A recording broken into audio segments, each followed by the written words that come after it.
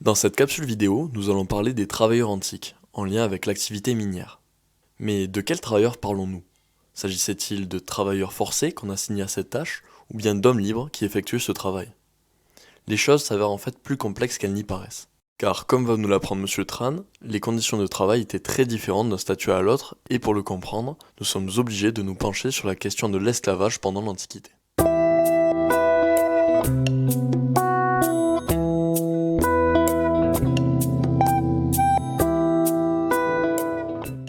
Euh, un très grand nombre de sociétés dans l'histoire du monde a pratiqué l'esclavage. Mais un tout petit nombre de sociétés peuvent être décrites comme esclavagistes. Bon. Alors, qu'est-ce que ça veut dire? Quelle est la différence entre des sociétés qui ont pratiqué l'esclavage et des sociétés esclavagistes? Ces sociétés ont pratiqué l'esclavage à très haute intensité. C'est le cas d'Athènes au 5e siècle, c'est le cas de Rome à l'époque dite classique, c'est le cas du Brésil colonial, c'est le cas des Caraïbes, c'est le cas du sud des États-Unis, et c'est à peu près tout. Alors, ce qui distingue ces sociétés, 5 sociétés, si on veut, esclavagistes, c'est le fait que l'esclavage est non seulement pratiqué, mais il est absolument central. C'est-à-dire que si on enlève les esclaves de la société médiévale occidentale, la société est à peu près pareille. Si on enlève les esclaves de la société romaine à la fin de la République, au début de l'Empire, c'est plus du tout la même société. Et la société ne fonctionne plus en fait sans les esclaves, parce que les esclaves sont partout, dans tous les secteurs économiques, y compris les mines, et ils sont nombreux. Bon, alors le problème c'est combien, quelle proportion. En gros, on est dans une société, il faut imaginer qu'on a sans doute entre 20 et 30% d'esclaves. En Italie. Alors, c'est un peu différent dans certaines provinces, il y en a sûrement moins en Gaule qu'en Italie. Il y a des débats entre historiens, mais voilà, il faut avoir en tête qu'il y a une proportion minoritaire mais forte de la population qui est composée d'esclaves et que les esclaves sont partout et font fonctionner la société.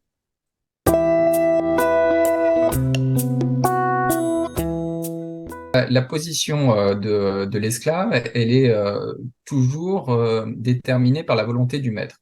Bon. Donc être esclave, c'est ça. Il y a un statut unique de l'esclave qui consiste à être la propriété d'un maître. Donc ça, c'est vrai pour tous les esclaves. Maintenant, les maîtres n'utilisaient pas leurs esclaves de la même manière parce qu'ils avaient différents besoins. Bon. Et suivant l'affectation à un besoin ou un autre, à une tâche ou un autre, un esclave ne vivait pas dans les mêmes conditions. Bon.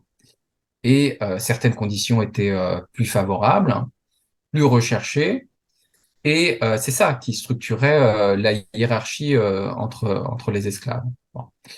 Alors, de quoi les maîtres avaient-ils besoin? Ils avaient besoin parfois de force de travail brute, non qualifiée. Bon, ça, c'est le statut des esclaves le plus bas, si vous voulez. Mais les maîtres avaient aussi besoin de personnel pour encadrer ces esclaves de base. Bon, donc là, on est à un niveau supérieur de la hiérarchie, si vous voulez. Hein. Et puis, le maître pouvait aussi déléguer des fonctions vraiment de confiance. Bon. Et donc, quand il était propriétaire d'un grand domaine, il s'appuyait sur un intendant qui était son représentant et qui était placé à la tête de la hiérarchie servile. Donc, il y a une hiérarchie liée à l'organisation du travail. Parmi ces esclaves qui sont vraiment au contact du maître, certains ont des fonctions de travailleurs qualifiés et des responsabilités importantes. Et donc, il y a des esclaves à qui on apprend à lire, écrire, compter pour en faire un secrétaire particulier, par exemple, pour en faire un trésorier, par exemple, un attendant. Bon. Et donc, ce sont des fonctions cruciales, hein, qui sont confiées à peu de gens, qui sont très, très bien traités. Bon. Parce qu'il faut se les concilier et ils sont très bien traités en général, mais s'ils trahissent, par exemple s'ils détournent de l'argent, là on va les traiter très très mal et on va, pour l'exemple, on va vraiment les châtier très très très durement. Bon, en les tuant parfois, et d'autres fois en les faisant dégringoler dans la hiérarchie servile. Bon. Et on revient à l'idée que cette hiérarchie servile, elle est voulue par le maître et organisée par le maître. Bon. Et il y a une gestion du personnel d'une certaine manière, hein, dans le sens où soyez de bons esclaves et vous allez progresser un petit peu dans la hiérarchie, mais n'oubliez jamais que vous pouvez redescendre. L'affranchissement, c'est quelque chose de très courant à Rome. Voilà, très courant. Il y a certains esclaves qui n'ont aucune chance d'être affranchis, ce sont ceux qui sont les plus défavorisés. Puis, il y a quand même une forte proportion d'esclaves qui a des chances d'être affranchis. Pourquoi? Parce que leur maître leur tient un discours qui consiste à dire, bon, travaille bien, et puis quand tu auras bien travaillé fidèlement, je te récompenserai en te libérant. Voilà. Et donc, il y a une promesse de la liberté qui, là encore, une forme de gestion de l'esclavage, quoi. Le problème, c'est comment se faire obéir. Ensuite, les maîtres faisaient d'autant plus facilement ce genre de promesses que l'affranchissement ne rompait pas tout lien avec l'ancien propriétaire. C'est-à-dire que l'affranchi restait proche de son ancien maître. Bon, son ancien maître devenait son patron, donc dans certains cas son protecteur, et l'affranchi devait le respect à son patron. Il devait lui rendre des services, par exemple travailler un certain nombre de journées gratuitement pour lui. Bon, donc il y a l'affranchissement ne rompt pas la dépendance, elle l'organise un peu différemment. Et c'est un système qui profite un peu à tout le monde, quoi. Effectivement, l'affranchi, ce qu'il attend de son patron, c'est qu'il soit attentif à sa situation. Et par exemple, un affranchi qui vit en faisant du commerce, il va voir son patron pour lui demander si ils peuvent pas, si son patron ne peut pas lui prêter un peu d'argent. Le patron dit, je vais te prêter d'argent parce que comme ton affaire va bien marcher, ça va me rapporter aussi. Donc, il y a ce genre d'entente, quoi.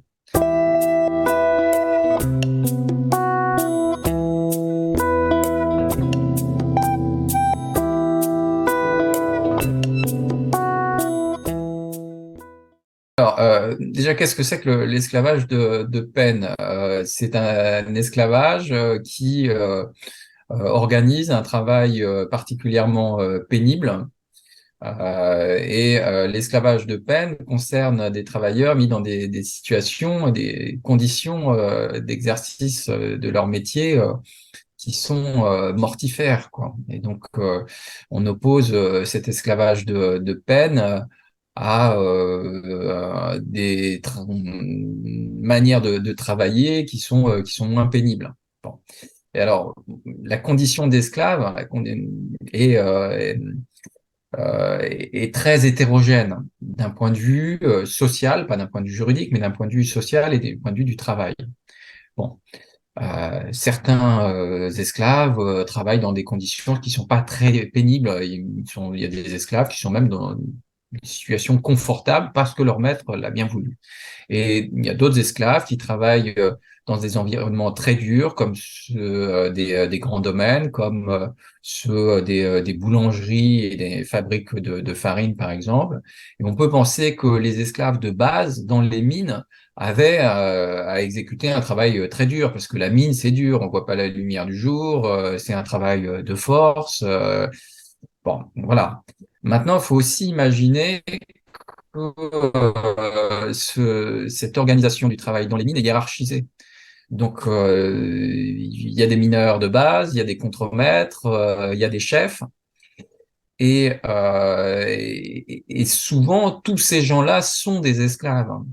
Donc qui n'ont pas le même rapport au travail, même s'ils travaillent à la production minière. Alors, il faut distinguer les cadres des travailleurs. Les cadres, ou en tout cas les responsables, ceux qui sont à l'origine de l'entreprise ou de la société, bon, ce sont des hommes libres, ce sont le plus souvent des citoyens romains. Parfois, on a quelques affranchis, donc ils prennent la suite finalement d'une activité qu'ils avaient peut-être développée du temps où ils étaient esclaves, donc à la suite de leur patron, de leur ancien maître. Après, il y a la main-d'œuvre, celle qui travaille dans la mine. Là, on sait peu de choses sur cette main-d'œuvre, qui devait être d'une manière générale de statut assez divers. Il devait y avoir des esclaves, bien évidemment, mais ça ne devait peut-être pas être la règle, peut-être plus nombreux à l'époque républicaine, et notamment dans les mines de Carthagène, qu'à l'époque impériale, dans d'autres mines, dans d'autres parties du monde romain. Il y avait des hommes libres aussi, qui travaillaient dans les mines avec des contrats, comme aujourd'hui. Donc on pourrait peut-être appeler ça des saisonniers d'une certaine façon. On a quelques exemples. On a un exemple bien célèbre pour la Roumanie, la Roumanie romaine, ce que les Romains appelaient la Dacie. Un contrat de travail entre un homme libre, qui n'est pas citoyen romain, mais qui est de naissance libre, et qui loue son travail à un concessionnaire de mine pour une durée donnée et en échange d'un salaire. Ce sont des gens qui sont salariés. Donc les divers systèmes ou les divers statuts coexistaient dans certaines mines, en tout cas dans une mine ou dans une exploitation. Alors on est plus à l'intérieur des terres en Espagne, dans la Sierra Morena, à la fin de la République, donc fin du IIe siècle avant Jésus-Christ, début du 1er siècle avant Jésus-Christ. On a une population qui semble d'origine locale, ou en tout cas locale ibérique, grosso modo, mais qui semble tout à fait libre. Donc là aussi, peut-être dans une même exploitation pouvaient cohabiter des esclaves qui appartenaient au maître, finalement, aux responsables de la mine, aux concessionnaires, et une population, une main-d'œuvre libre et salariée qui venait prêter main forte, peut-être à certaines périodes de l'année, à la troupe locale. Et dans les districts miniers, on retrouve beaucoup d'amphores qui quand même posent question, puisque pendant longtemps, on a vu dans les mines uniquement des gens qui étaient des esclaves qui travaillaient dans les mines, mais quand on voit les amphores, les quantités d'amphores qu'il y a, alors qu'on sait que le vin était une valeur très importante pour les Gaulois qui étaient prêts à faire échanger un esclave contre une amphore, ce que nous rapporte Diodore, on doute un peu de l'aspect uniquement servile des gens qui travaillaient dans les mines. Je pense que ces mines étaient aux mains probablement en tout cas avant la conquête romaine, étaient aux mains probablement de puissants chefs gaulois qui tiraient profit de ces mines. Et ensuite, elles seront reprises bien sûr par le fisc romain. On pense notamment à les mines de l'Ouest Aveyron, où l'inscription de la Bastide de l'évêque sur Smaragus, sur un probable régisseur, un Billicus d'origine orientale, montre que les mines étaient reprises notamment par le fisc romain, notamment sous Tibère. Il dépend directement de l'empereur. C'est un régisseur. Il est à la tête d'un groupe, alors oui, d'esclaves, mais enfin des esclaves assez particuliers. Ce sont des esclaves. Ce ne sont pas les esclaves des Métallas, ce ne sont pas les esclaves qui sont condamnés plus tard à mourir dans des mines. Là, c'est du personnel.